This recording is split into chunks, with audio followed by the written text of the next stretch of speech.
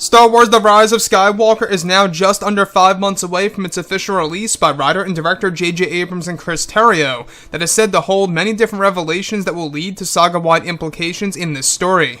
This is Mike Zero. Make sure to subscribe if you are new to the channel for future Star Wars content.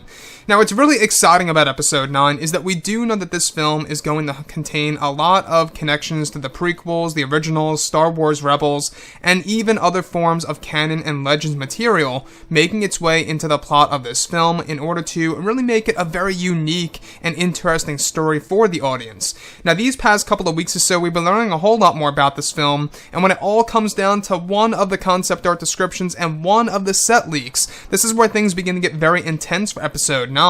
Now, specifically, it's described that one of the scenes that were filmed during the month of October of 2018, just late last year, involved Daisy Ridley, Oscar Isaac, and John Boyega on the set of the First Order battlefield, where it's explained to be a scene where the Resistance is able to find the First Order headquarters that was also through the help from the Dark Prince. This is when it's said that they send out a signal to all corners of the galaxy to fight and take down the First Order once and for all. One of the sequences was said to involve an unnamed actor jumping off of a ship flying around 7 feet above the ground in front of a green screen, where the actor was said to be in his mid-50s. It said that the costume design for this character was Ezra's battlesuit _5065. The character was also said to have a lightsaber hilt attached to his belt during the sequence, indicating it's the same Ezra from Star Wars Rebels, now in his older years. The scene is said to be an all-out war and will contain many sacrifices and losses in this particular sequence. So, let's go over a couple of parts about this. Now, this by far is the biggest hint that Ezra is back in The Rise of Skywalker without a doubt, and giving us a little bit more closure to the character from where he was left off at the very end of Rebels Season 4 by Dave Filoni. Now, what's really great about this is that the costume design for this unnamed actor portraying this character as Ezra is actually dubbed as Ezra's battlesuit _5065. Again, I don't know what 5065 means. That could be a code or something related to the production of the film, who knows. But Ezra's battlesuit, now this tells us that they are all suited up and ready to take on the First Order. Again, in case you guys did not know, this film is all about making alliances throughout the whole entire galaxy from the Resistance.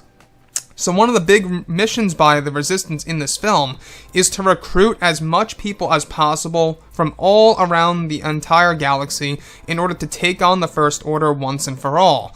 And what I like about this is that this scene involves the use of a signal. Now, this signal is said to be a beacon, if you will, that sends out to all corners of the galaxy, pretty much bringing in all of the bounty hunters or different creatures and different, factions here and there that team up with the Resistance to take on the First Order.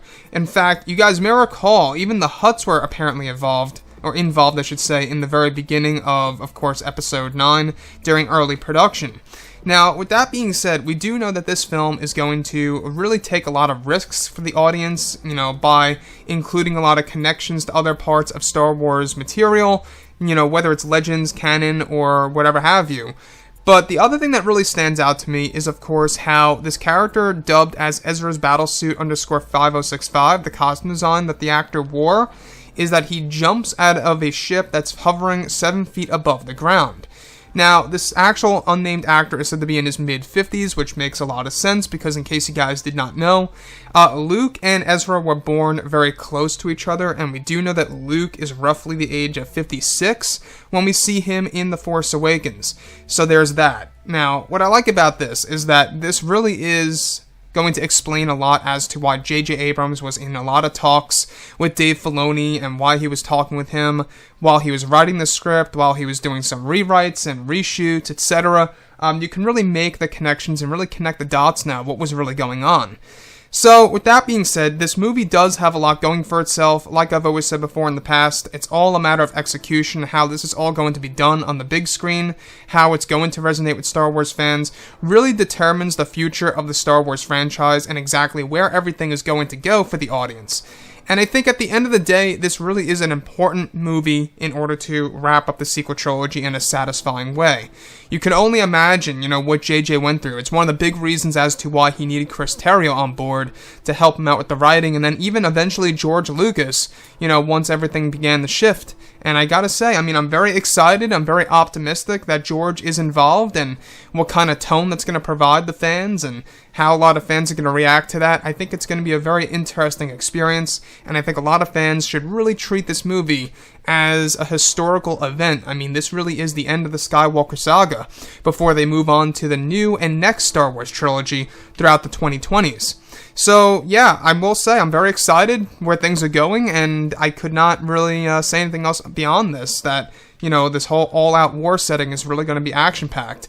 Anyways, guys, drop a comment below. Let me know what you think about all of this in the comments. And if you guys did enjoy the content for today, do make sure to drop a thumbs up on this video to support the channel. I thank you all so very much for the kind support, and I'll catch you guys next time.